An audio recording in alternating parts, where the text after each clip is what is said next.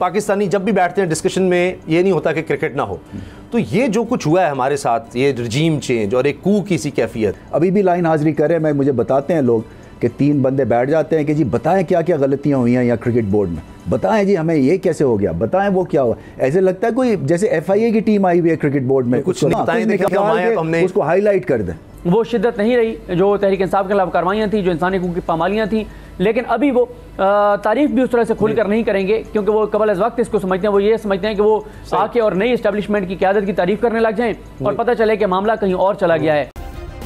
Subscribe करें और bell दबाएं ताकि कोई खबर रह न जाए।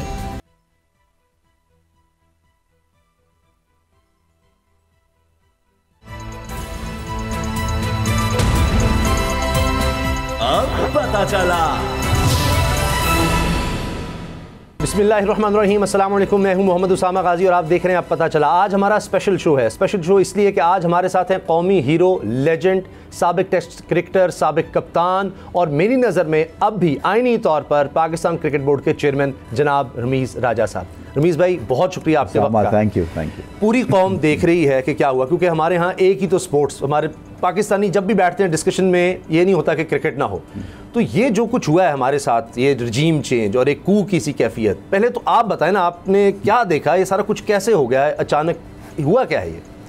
देखिए जी, वो 2:30 बजे रात को नजम सेठी साहब ट्वीट करते हैं जैसे कि बच्चे को कैंडी मिलती है ना, उस तरह से कि जी मैं आ गया हूँ और सारे पीछे हट जाओ।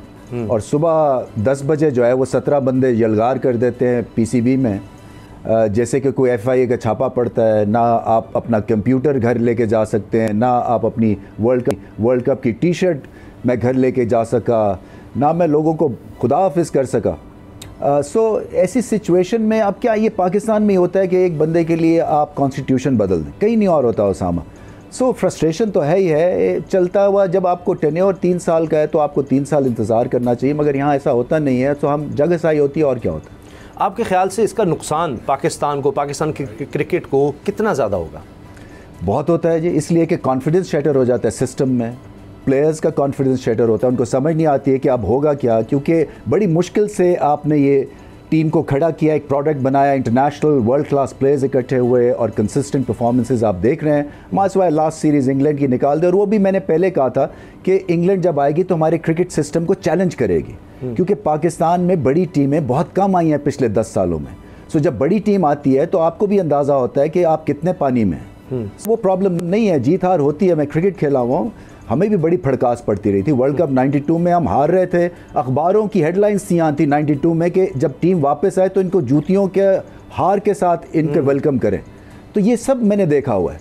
तो हार जीत होती है, बट इस तरह से जो आपका एक तरह से जो आपका फाइबर है, जो आपका DNA है क्रिकेट का, वो डिस्ट्रॉय हो जाता है। इस तरह के जैसे आप शब खून जैसे मारते हैं। देखिए, अगर हम देखें, ठीक है अभी हम वाइट वॉश हुआ, तारिक मलिक दफादा, लेकिन आपके टेन्योर में दोनों टूर्नामेंट्स के हम फाइनल में पहुंचे, वर्ल्ड कप में और एशिया कप में।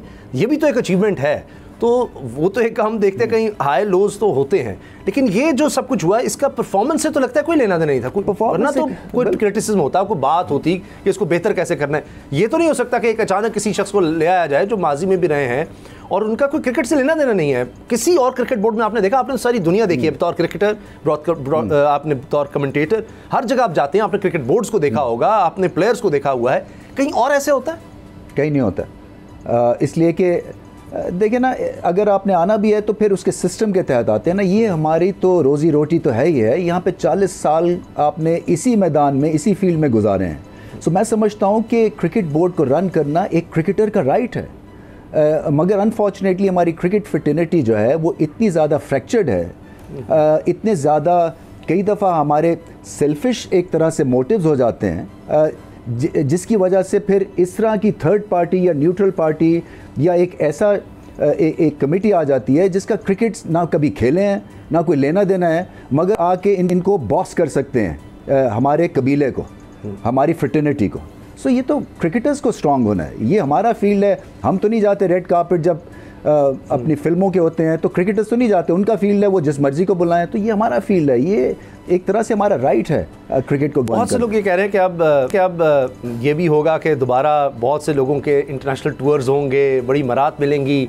लोगों को एडजस्ट किया जाएगा। तो जब आपके पास मेरिट नहीं होता तो तब ये फिर आपको काम करने पड़ते ताकि आपके लिए मीडिया में सब अच्छा हो। क्या इस तरह से आपका ख्याल है कि पाकिस्तान की क्या फ्यूचर बेहतर बन सकता है? पूरी दुनिया में तो हम नहीं देख रहे कि इस तरह से हो रहा हो। वहाँ प्रोफेशनल कोई ना कोई जितने भी क्रिकेट बोर्ड्स हैं वो बड़े बेहतर लोग चला रहे होते हैं। देखिए जी, ऑर्गेनाइजेशन है, एक ऑर्गेनाइजेशन थी, आपका सर पैर था वो जो 2019 की कॉन्स्टिट्यूशन थी, उसको आप हटा के और नया सेट ऑफ रूल एक इंट्रोड्यूस वापस चले गए हैं। मैं तो ये कहता हूँ यार कि जैसे हमें कोई फायदा नहीं हो रहा था तभी हम आगे बढ़ना था, हम फिर पीछे चले गए। तो ये तो, और फिर आपके दिल में आपकी एक लगन होनी चाहिए जी, एहसास क्रिकेट को डेवलप करने का। आप एक क्रिकेट ट्रैजिक आपको होना पड़ता है अगर आपको वाकई इसमें घुसना है। देखें, ये कई दफ़ा क्रिकेटर को मैं ये सब क्रिकेटर से भी बात करते हुए कहता था कि इज़्ज़त के लिए एक इनिंग्स खेलनी पड़ती है, क्योंकि यहाँ पैसे हैं नहीं। As chairman of the board honorary position है। मैं तो अपनी चलती कमेंट्री छोड़ के यहाँ पे आया था बिकॉज मुझे एक जज्बा था कि हमने क्रिकेट को ठीक करना है, और बहुत हद तक चीज़ें ठीक हुई हैं। वाइट बॉल में हमारी टीम फर्स्ट क्लास चली है। हमने श्रीलंका में जाके एक रिकॉर्ड रन चेज़ किया टेस्ट मैच जीतने के लिए गॉल में, जो कि वर्ल्ड रिकॉर्ड है उस टर्निंग पिच के ऊपर। फिर बांग्लादेश को बांग्लादेश में हराया। सो ऑस्ट्रेलिया को वनडे में पहली दफ़ा पता नहीं 25 सालों में हराया वनडे सीरीज़ में। सो मुझे ये गिनना नहीं है ये चीज़ें। और हमारे क्रिकेटर्स जो हैं वो टॉप क्रिकेटर रैंकिंग में, बिल्कुल आईसीसी की। उसके अलावा मैं आपको जल्दी से बता दूं, एक साल में हमने इस क्रिकेट बोर्ड में 5 अरब रुपया इकट्ठा करके इनके कॉफर्स में डाला। 5 अरब रुपया इस मार्केट से, एक रिकॉर्ड है वो। फिर हमारा जो PSL का मॉडल है, आप देखें कि पहली दफ़ा जो है पूरा पाकिस्तान में हुआ और रिकॉर्ड हमारे प्रॉफिट्स हुए उसमें। So, ये और आपने देख ही लिया कि जो मैंने पैसे खर्च किए हैं उसमें से किसी को शक नहीं होना चाहिए कि हुआ क्या है। बल्कि वो तो मेरे पास पूरी डिटेल है, जो मुवाजना है उसमें अगर हम देखें तो बड़ा दिलचस्प है। हमें नज़र आता है कि उसमें आपने तो कई जगहों पर 1 रुपया भी खर्च नहीं किया। मिसाल के तौर पर board of governor meeting allowance की मद में सेठी साहब पिछले दौर में 1 लाख रुपये लिया और आपने कोई रकम नहीं ली। इसी तरह से PSL अलाउंस 1,41,81,570 रुपये, आपने कोई रकम उसमें नहीं ली। गैर मुल्की दौरों पर अखराजात 1,02,00,000 नजम सिटी साहब के, आपके 6 लाख। तो इस लिहाज से पूरी इसमें तो प्रोग्राम में गुजर जाए। तो आपने कोशिश बहुत की कि हम कुछ इसमें तब्दीली ला सकें। दुख भी होता है कि ये सब कुछ हुआ, लेकिन सेठी साहब का आना, हमने देखा कि बहुत से सहाफ़ी सीनियर उनको ये एतराज़ है कि आप प्रोग्राम्स करते हैं, मैं इस तरह प्रोग्राम कर रहा हूँ और मैं एक जमात के शुरू हो जाऊँ और उनका माउथ पीस बन जाऊँ और जब वो गवर्नमेंट में आए और उससे मरहत ले लूँ। इस तरह तो मेरिट किल हो जाएगा। हम साफियों को भी इस पर बड़ा दुख है कि इसका मतलब है कि आप बैठे रहें और आपकी सोच ये हो कि अच्छा मैंने जाकर मराद लेनी, और जब मैं वहाँ जाऊँगा तो इसका मतलब है कि मैं तो उस पार्टी को सर्व कर रहा हूँगा। तो वहाँ तो फिर ये तो बिल्कुल वाज़ेह है कि फिर तो हमारा क्रिकेट बोर्ड नीचे जाएगा, हमारे पास और कुछ रहा नहीं। पहले ही हमारे इदारे तबाह हो गए। और मैंने ये बात कही थी ट्विटर पर भी कि अगर आपने क्लासिक एग्जाम्पल देखनी है कि हमारे इदारे किस तरह तबाह हुए, तो आप देख लें PCB के साथ क्या हो रहा है। ये नेपोटिज्म है जी, ये मतलब मेरा, और तो मैं इसको किसी तरह से रीड और दूसरी तरह से नहीं कर सकता हूँ। इसलिए कि आप शुगर कोट करके जो भी आप अब करते हैं वो करते रहेंगे। आप मीडिया में जाके अपने आप को प्रेजेंटेबल बनाने की कोशिश करें, उनको विन ओवर करने की कोशिश करें, और वो इसलिए आप करेंगे क्योंकि क्रिकेट की तो आपको सलाहियत नहीं है ना बैट पकड़ा होगा शायद, ना बॉल पकड़ा होगा। वो कह रहे हैं हम डिपार्टमेंट क्रिकेट दोबारा लेकर आएंगे। आपने जी वो ख़त्म कर दी, इमरान खान वो नहीं चाहते थे और अब वो ज़ाहिर है कि जी बहुत से क्रिकेटर्स, एक्स क्रिकेटर्स जो हैं उनका भी रोज़गार मिल जाएगा जो आप डिपार्टमेंट में वो हैं, और बाकी क्रिकेटर्स को भी। ये क्रिटिसिज्म कहाँ तक जायज़ है? देखें जी, हमने 6 महीने पहले ख़त लिखा था डिपार्टमेंट्स को कि जी आप अपनी ऑर्गेनाइजेशंस को दोबारा से खोलना चाहेंगे। किसी ने कोई जवाब नहीं दिया। हमारे क्रिकेट जो पुरानी कॉन्स्टिट्यूशन में 4 या 5 बैंकर्स थे, किसी का ये ख्याल नहीं था कि इसका कोई फ्यूचर है। इसलिए कि जो चीज़ एक दफ़ा ख़त्म हो गई उसको दोबारा से रिवाइव करने के लिए फिर ये टाइम कंज्यूमिंग एफर्ट है। फिर जो हालात हैं कमर्शियल, हमारे कॉमर्स के, हमारे इकोनॉमिक हालात जो है, मतलब मेरा ये बिज़नेस नहीं है बैंक्स का अनफॉर्चुनेटली। मगर इन रिटर्न हमने क्या किया कि 200 जो हमारे फर्स्ट क्लास के प्लेयर्स हैं उनको 60 लाख साल के से लेके 40 लाख साल तक के कॉन्ट्रैक्ट से पहली दफ़ा मैंने बढ़ाए, वो भी इसलिए कि मैं चाह रहा था कि काउंटी क्रिकेट की तरह आपका एक करियर हो जो कि से भी हो। अगर आप पाकिस्तान नहीं खेलते हैं तो सेकंड टियर पे भी रह के आपका एक करियर हो। फिर हमने आपको पता है क्रिकेट फाउंडेशन शुरू की, फिर हमने सारी पेंशन्स बढ़ाई। जो 50,000 की पेंशन थी वो 1.5 लाख पे ले गया एक एक्स प्लेयर की, और अगर उनकी वफात हो गई है तो उनकी बेवा को मिलती रहेगी जब तक उनकी वफात नहीं होती है। ये पैसा सिर्फ क्रिकेट के लिए है और क्रिकेटर्स के लिए है। फिर जूनियर लीग मैसिव उसकी ट्रैक्शन हुई थी, जो पाकिस्तान जूनियर लीग थी। 7 बच्चे पहले ही साल में PSL के इमर्जिंग कैटेगरी में पिक हो गए। कितनी बड़ी बात। फिर हमने 100 बेस्ट का एक फॉर्मूला इस्तेमाल किया कि हम बच्चों को जो 100 बेस्ट हैं 13 साल से लेके 19 साल के, उनको हम एक्सपोज करेंगे टू बेस्ट कोचिंग, उनको खाना मिलेगा अच्छी तरह से। 30,000 रुपये महीने का स्टाइपेंड था उनका। फिर स्कूल में फ्री एजुकेशन उसके साथ थी। फिर एंग्रो जो कंपनी ने वो दुनिया के बेस्ट कोचेस हमें कहा आप लेके आए, हम उनके पैसे हम देंगे। बड़ी बात। सो $5 लाख हर साल सिर्फ कोचिंग एक्सपेंस एंग्रो दे रहा है इन बच्चों की तरबियत के लिए। लेकिन रमीज भाई, पाथवे का एक प्रोग्राम क्रिएट किया ना गाजी, और इसमें टाइम लगता है। तो इसीलिए मुझे कोफ्त है कि मिडवे थ्रू आपकी प्रोजेक्ट्स चल रहे हैं और इस तरह से एक तरह से ये क्रिकेट कू हो जाता है।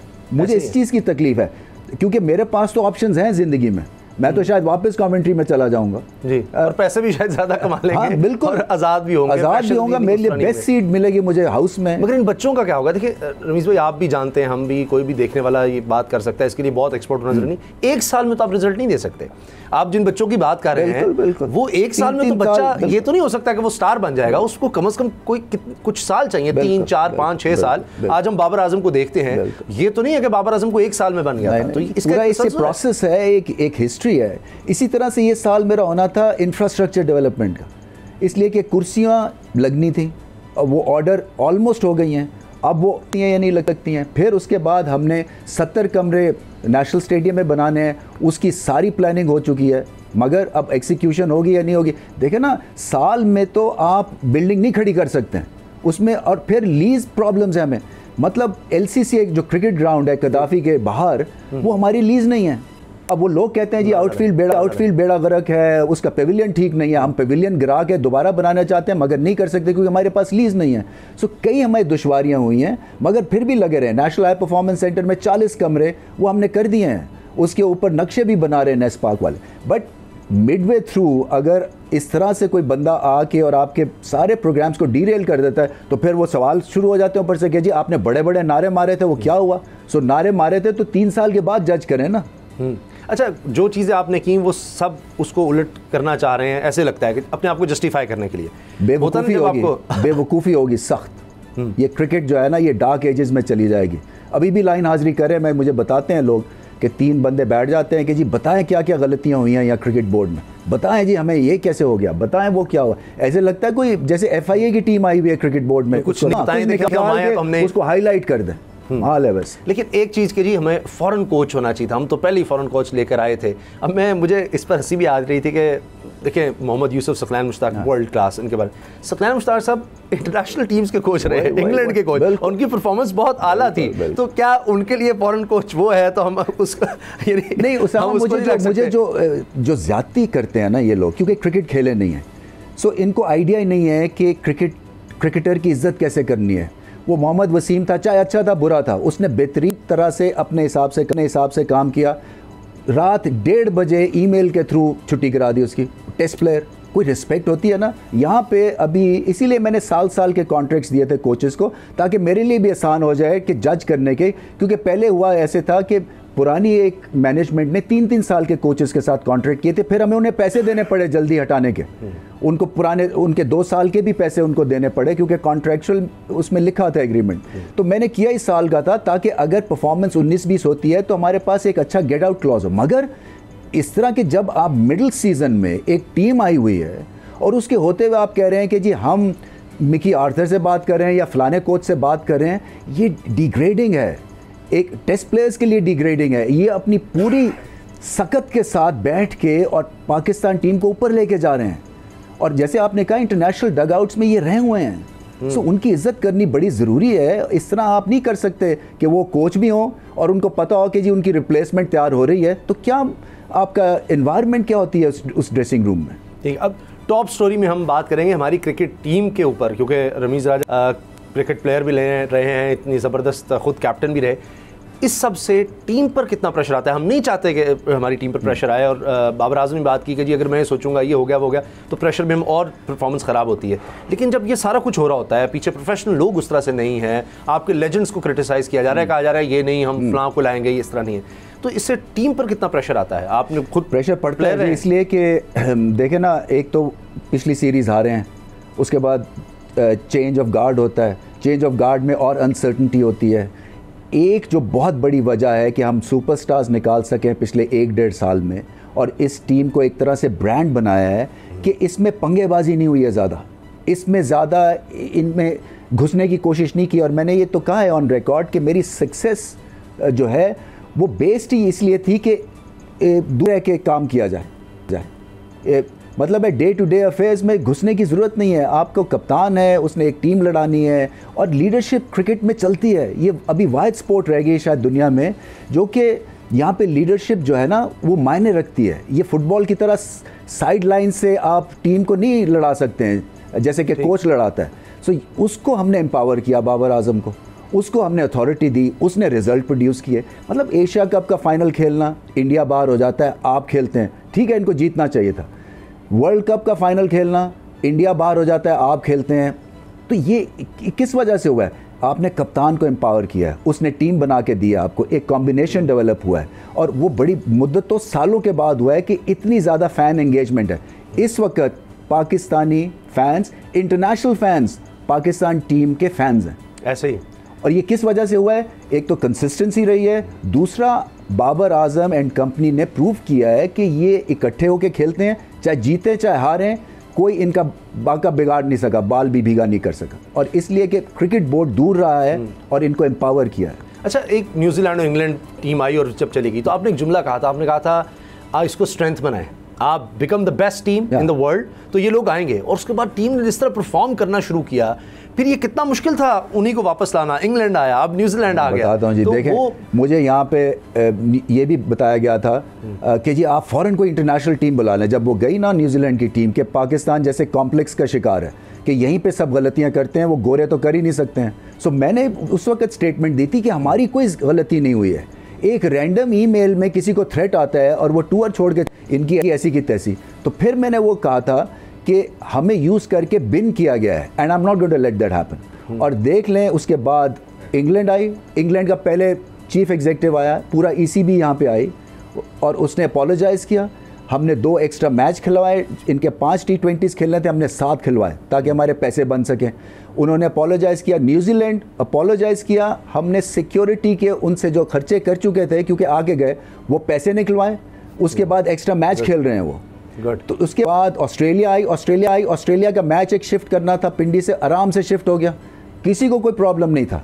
सो ये हमारी इससे बड़ी मार्केटिंग नहीं हो सकती है। अच्छा खान साहब, तो आपको कंसल्ट कर रहे थे और आपका ख्याल था कि शायद मुझसे कहेंगे कि कोई बंदा बताओ किस तरह क्रिकेट बोर्ड को बेहतर करना है, और उन्होंने कहा नहीं तुम ही आओ। तो आप शुरू में सामा मैंने ये मैं रिकॉर्ड पे कह रहा हूँ, वो मुझे जब फ़ोन करते थे और मैं किसी का नाम लेता था, क्योंकि मैंने कहा जी उसको देख लें, उसको, ये मेरे लिए कोई बड़ी चीज़ नहीं है। आप समझ रहे हैं कि मैं शो में आया हूँ कि मुझे ये चाहिए वापस, मुझे बिल्कुल नहीं चाहिए।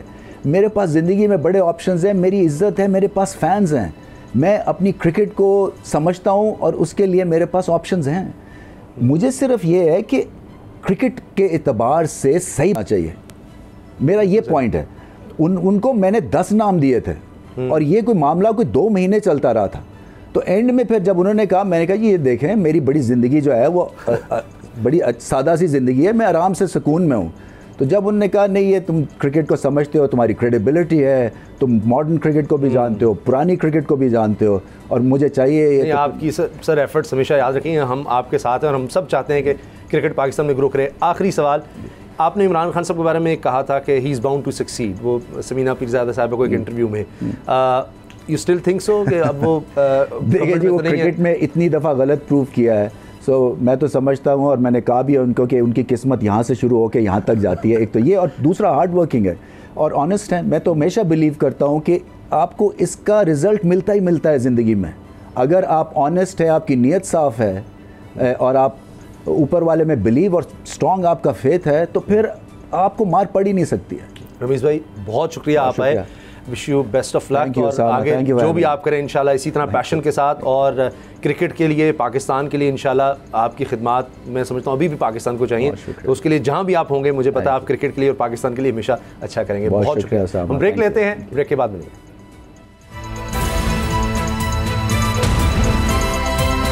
अब पता चला।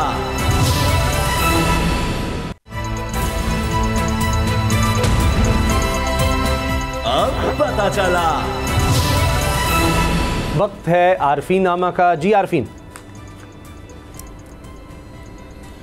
जी उसामा, पै दर पै धमाकों की खबरों ने मुल्क के तूलो अर्ज़ में थरथरी सी मचा दी है। नेशनल एक्शन प्लान जिसका बड़ा चर्चा था कभी, अब वो जहनों में भी कहीं मौजूद नहीं, धरा का धरा रह गया। ये लिखना भी ज़्यादती है, और मैं ये ज़्यादती हो गई है ये कबूल करता हूँ। बलूचिस्तान में फोर्सेस पर हमले, कैप्टन समेत 5 जवान शहीद, ये आज के अखबार की हेडलाइन है। इसी हेडलाइन में आगे जब आप जाते हैं तो बताया गया है कि कोयटा में 2 हब में, खुजदार में और तुर्बत में 3 बम धमाके, 14 अफराद ज़ख्मी। और ये खबर आगे चल करके मज़ाहिया रुख इख्तियार कर लेती है। खबर बता रही है कि सदर का शोहदा को खिराज अकीदत, वज़ीर आज़म ने फप्ती कसी है कि दहशतगर्दों को कटहरे में लाएंगे।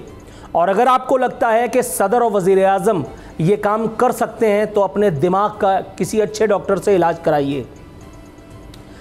वो 5 जवान जो शहीद हुए, मातम सिर्फ उनके घर में बपा है। वज़ीर आज़म का ये कहना कतई सरासर झूठ है कि कौम इनके गम में बराबर की शरीक है। कौम को कख परवाह नहीं, कौम आज भी बटी हुई है। किसी को हकीकी आज़ादी चाहिए, कोई जो है कल 27 दिसंबर की बरसी मनाने के लिए तड़प रहा है। कौम को किसी बात की कोई परवाह नहीं। एक और खबर बता रही है, सिक्योरिटी इदारों ने वार्न किया है, कराची में भी दहशतगर्दी का खतरा है। शहर की सिक्योरिटी सख्त कर दी गई है, और आगे जाकर के कुछ इलाकों का नाम लिया गया है जो मैं नहीं ले रहा। बताया गया है कि इन इलाकों में कुछ मुश्तबा अफराद की सरगर्मियां देखने में आई हैं। इन इलाकों में माजी में कलदम तहरीक तालिबान, बलोच लिबरेशन आर्मी, कौम परस्त जमातों की सरगर्मियां भी देखने में आई थीं। ज़राए ने बताया कि चूँकि शहर के अंदर आने वाले रास्तों पर कोई ठोस सिक्योरिटी इक़दाम नहीं है, जिसके बाद शहर में असलहा और गोला बारूद की तरसील भी जारी रहती है। इसलिए खबर में जो नहीं लिखा वो मैं बताता हूँ। इसलिए अगर कहीं कराची में कोई और कांड हो जाए तो जहन में रखिएगा कि वज़ीर आला के और सिंध हुकूमत के दिल शोहदा के साथ धड़कते हैं। दहशतगर्दों को कैफर किरदार तक पहुँचाया जाएगा, आहनी हाथों से निपटा जाएगा, और खुदा वाहिद की इज्जत व आबरू की कसम ऐसा कुछ नहीं होगा। एक और खबर इसी हवाले से बता रही है, इस्लामाबाद में खुदकुश धमाका, 1 पुलिस एहलकार शहीद, 3 जख्मी। धमाके में हेड कांस्टेबल अदील हुसैन शहीद हुए। धमाका 18 किलो बारूदी मवाद इस्तेमाल करके किया गया, और उस पर हमारे कागज़ के वज़ीर आज़म कह रहे थे कि रियासत की रिट कायम की जाएगी, दहशतगर्दों का गठजोड़ तोड़ देंगे। गोया आप इतने ही टर्मिनेटर और हरक्यूलेस हैं, कुछ आपसे पहले वाले ने कर दिया जो अब हकीकी आज़ादी के तालिब हैं, और कुछ आप कर देंगे। और जो बची कुची कसर रह गई है वो इंटर्न पे जो आजकल एक फ़्लाइट है जिनको अगली दफ़ा हुकूमत में लाने के मंसूबे बन रहे हैं, कुछ इंशाअल्लाह वो कर देंगे, क्योंकि आज ही उन्होंने बता दिया है कि मैं कल क्या तकरीर करूँगा। मैं उस बारे में बात करके मुँह का मज़ा कोटा नहीं करना चाह रहा। एक खबर और बता रही है, DI खान में भी सिक्योरिटी फोर्सेस से मुकाबला। खैर की खबर ये है कि एक दहशतगर्द कमबख्त बदबख्त मारा गया, फिन्नार जहन्नम। एक और खबर बता रही है, पेशावर KPK में डिप्टी स्पीकर KPK असम्बली पर एक तकरीब के दौरान फायरिंग हुई। उनके गार्ड्स की जवाबी फायरिंग से जानी नुकसान नहीं हुआ और वो बच गए, इसलिए यहां पर इजहार ताज़ियत किसी का मौजूद नहीं था। एक और खबर बता रही है, बन्नू ऑपरेशन में शदीद जख्मी सिपाही हलीम 29 साला शहीद हो गया। जमहूरियत के चाचे और मामे अपनी फप्तियां कसने में लगे हुए हैं। कोई किसी को क्रिकेट बोर्ड में इन कर रहा है, कोई किसी को क्रिकेट बोर्ड से आउट कर रहा है। एक चाचा को अभी क्रिकेट बोर्ड में ले जा करके और उनसे काम सीखने की उनको अभी दिहाड़ी दी जाएगी और मस्त करके दी जाएगी। ये करीबुल मर्द फ्लाइट PCB में क्या करेगी वो देखना है। और आखिरी खबर, CTD खैबर पख्तूनख्वा दहशतगर्दी का मुकाबला नहीं कर सकता। ये रिपोर्ट है कौमी इदारों की, लेकिन कौमी इदारों की रिपोर्ट को मैं पढ़कर सुनाने का गुनाहगार हो रहा हूँ। मेरा ख्याल है इस ज़िम्न में करना भी कुछ कौमी इदारों को ही है। कौम तो किसी ज़रूरी काम से सो रही है। जी अब आते हैं इनसाइड स्टोरी पर, क्योंकि हम देख रहे हैं कि एक ही मसला नज़र आ रहा है इस वक्त पीडीएम हुकूमत का, वो है इमरान खान।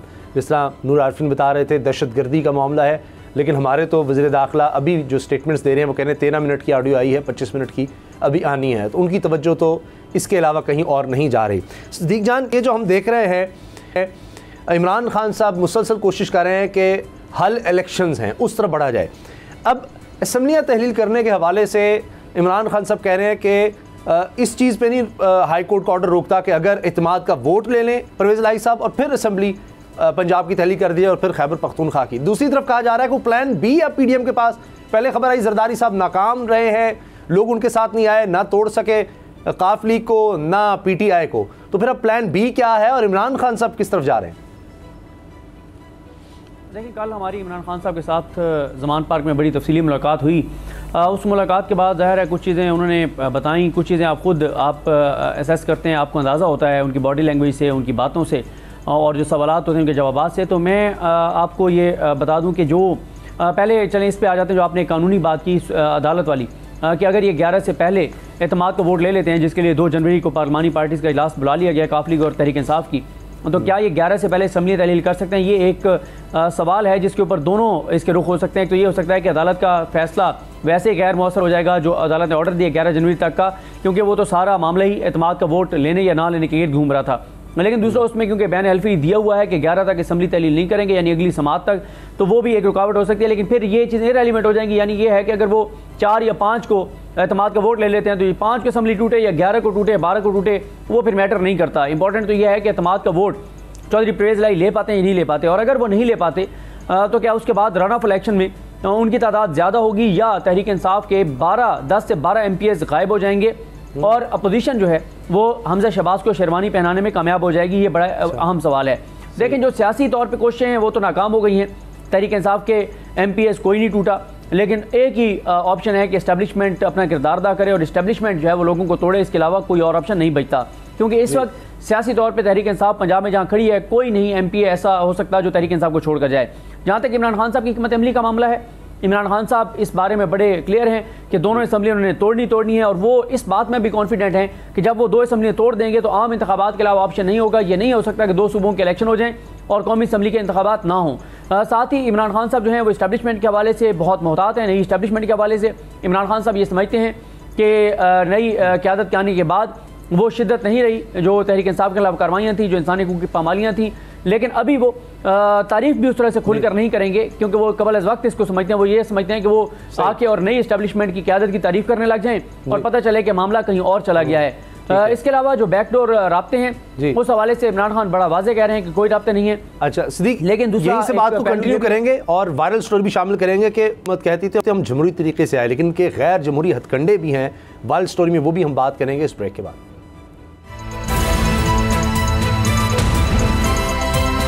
अब पता चला।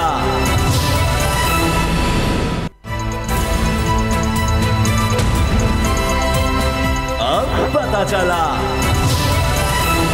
जी सदीक जान, आप बता रहे थे इमरान खान साहब की स्ट्रेटजी और मुलाकात में जो उन्होंने बात की, अब वो देख रहे हैं कि आने वाले दिनों में क्या होता है। नज़र उनको ये आ रहा है कि पीडीएम में इतनी सख्त नहीं है कि ये मार्च या अप्रैल तक इलेक्शन को रोक सके।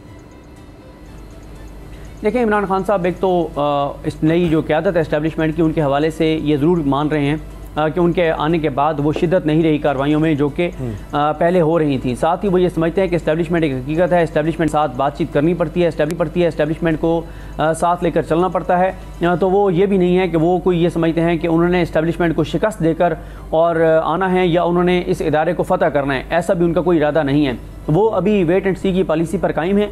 वो ये समझते हैं कि अभी वो और देखेंगे चंद हफ्ते कि नई इस्टेब्लिशमेंट जो है उनकी पॉलिसी क्या होती है, क्योंकि उनके पास जो इतलात हैं वो यही हैं कि नई इस्टेब्लिशमेंट आने के बाद ना तो मीडिया पे वो दबाव है कि इमरान खान को नहीं दिखाना, ना वो ये समझते हैं कि जिस तरह से पहले चीज़ें हो रही थी वो हो रही हैं। तो इस हवाले से वो ये समझते हैं कि अगर ऐसा आगे चलता है तो ये बेहतर होगा। और आखिर में ये है कि वो कहते हैं कि इस्टेब्लिशमेंट से उनको कोई रब्ता नहीं है, क्योंकि मुझे ये लगा कि अगर उनका इस्टेब्लिशमेंट से कोई रब्ता है भी सही डायरेक्ट या इनडायरेक्ट, तो अब वो मान नहीं रहे कि उनका राब्ता है, क्योंकि ये ऐसी चीज़ नहीं है कि अगर आपका राब्ता हो तो आप ओपनली मीडिया को कहते हैं कि हाँ हमारा राब्ता है, तो इससे एस्टैब्लिशमेंट की पोजीशन भी कंप्रोमाइज़ होती है। तो वो इसलिए उन्होंने वाज़ेह तौर पर कहा है कि उनकी एस्टैब्लिशमेंट से कोई भी किसी तरह का राब्ता नहीं है, लेकिन वो बिल्कुल कॉन्फिडेंट हैं कि अगला इक़्तिदार उनके पास है, इसलिए वो सारी बैठ के तैयारियाँ कर रहे हैं कि इक़्तिदार में आने के बाद उन्होंने क्या चीज़ें करनी है। और आखिर में ये भी बताता चलूँ वो इस हवाले से भी क्लियर हैं कि अगर इलेक्शन जल्दी नहीं होता तो वो कहते हैं अपने वक्त पे हो जाए, ना वो समझते हैं उनकी पॉपुलैरिटी को कोई फर्क पड़ेगा, ना वो समझते हैं उनका मोमेंटम टूटेगा, ना वो समझते हैं उनका वोट बैंक जो है वो कम होगा। आरफीन, आपको क्या लगता है जरदारी साहब इस दफ़ा फिर हमजा शहबाज साहब को बनवा सकेंगे वज़ीर आला?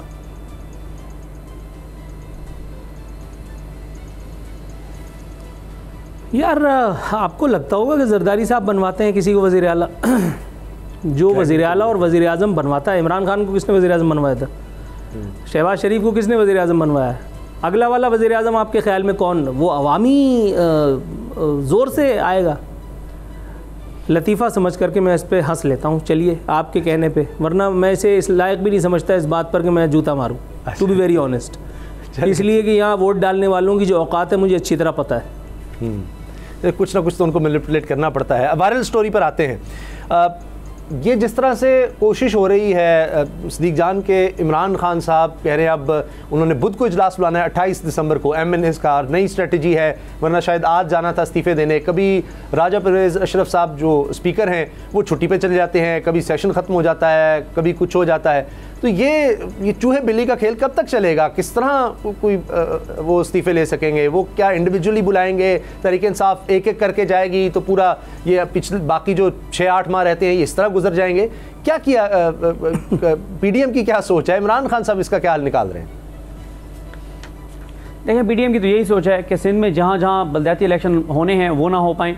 इस्लामाबाद से भाग रहे हैं, कल फैसला होना है, चीफ इलेक्शन कमिश्नर ने शहबाज शरीफ की इज़्ज़त का फैसला करना है, क्योंकि अगर चीफ इलेक्शन कमिश्नर जिन्होंने आज तक जितने भी फैसले दिए हैं उनमें से 98% जो हैं वो PDM के हक में आए हैं, अगर वो कल ये फैसला इनके खिलाफ कर देते हैं और कहते हैं कि नहीं इलेक्शन में जाओ, तो 31 दिसंबर के हवाले से सिचुएशन बड़ी वाज़ेह है कि क्लीन स्वीप नज़र आ रहा है तहरीक इंसाफ का इस्लामाबाद में।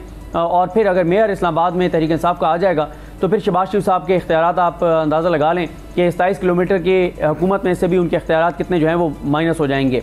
बाकी जहाँ तक बात है कौमी असम्बली के इस्तीफ़े मंजूर करने के हवाले से, पहले इन्होंने 11 इस्तीफ़े मंजूर किए थे और आज तक इनको उस बंदे की तलाश है कि कौन था जिसने हमारी सफ़ों में बैठकर कहा था कि जी 11 ये सीटों पे आप इलेक्शन करवा दें, 11 में से 3 मखसूस नशिस्तें थी, बाकियों पे इलेक्शन करवा दें तो आप हैं, आप जीत जाएंगे। तो इनको तो अभी उनकी तलाश है, उस बंदे की तलाश है जिसने पहले इनको धक्का दिया था और इनसे 11 इस्तीफ़े मंजूर करवाए थे, क्योंकि आपने देखा कि उसमें से 8 में से 7 नशिस्तों पर जो है वो इमरान खान जीत गए थे। तो ये किसी सूरत भी आगे इलेक्शन ये इस्तीफ़े मंजूर नहीं करेंगे और उसके लिए जो है वो राजा परवेज़ अशरफ साहब को कोई झूठा मोटा को बीमारी का ड्रामा करना पड़े, को मुल्क से बाहर जाना पड़े, इस्लामाबाद से भागना पड़े, इधर उधर रहना पड़े, वो इस्लामाबाद नहीं आएंगे कि उनको इस्तीफ़े मंजूर करने पड़े, कभी भी वो इस्तीफ़े मंजूर नहीं करेंगे। आरफीन, क्या वजह है कि इस्लामाबाद जहाँ हुकूमत है इनकी 26-27 किलोमीटर का इलाका है, वहाँ भी इलेक्शन नहीं करवा रहे? जो लाने वाले हैं उन्होंने हाथ खड़े कर दिए कि अब मजीद नहीं हम आपको जितवा सकते। ये तो उन्होंने तो रियासत बचाई है, लोगों को वोट करना चाहिए ना।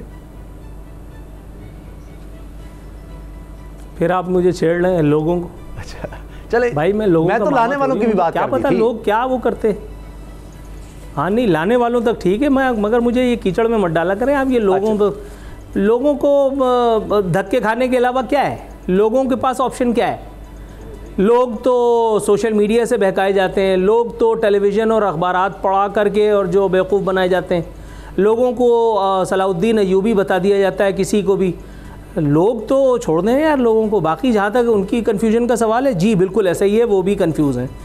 मैंने कहा था ना कि अभी जब तक नया साल शुरू नहीं होगा तब तक कन्फ्यूजन के बादल अभी तक मौजूद रहेंगे, क्योंकि बहुत सारे लोग हैं अभी कि जो अभी तक पुरानों से न सिर्फ दिल लगाए बैठे हैं बल्कि कोशिश कर रहे हैं कि कहीं ना कहीं कुछ ना कुछ मामला रहे, और जो नए वाले हैं वो नए वालों के चक्कर में लगे हुए हैं। तो ये नए और पुराने के चक्कर में सत्या बल्कि सवा सत्यानाश हो रहा है इस वक्त। ठीक है, नहीं और हुकूमत ये नज़र आ रहा है कि इलेक्शंस है और ये जो तज़ब्ज़ुब है या ये अदम इस्तेहकाम है ये इसी तरह ही हमें चलता नज़र आ रहा है आने वाले दिनों में भी। प्रोग्राम देखने का शुक्रिया, इजाज़त दीजिए, अल्लाह हाफ़िज़। अब पता चला।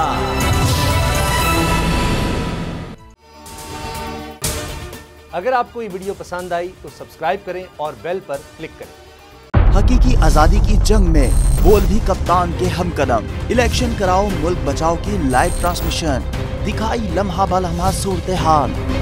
रील और रेटिंग में भी बोल न्यूज रहा नंबर 1। सब्सक्राइब करें और बेल दबाएं ताकि कोई खबर रह न जाए।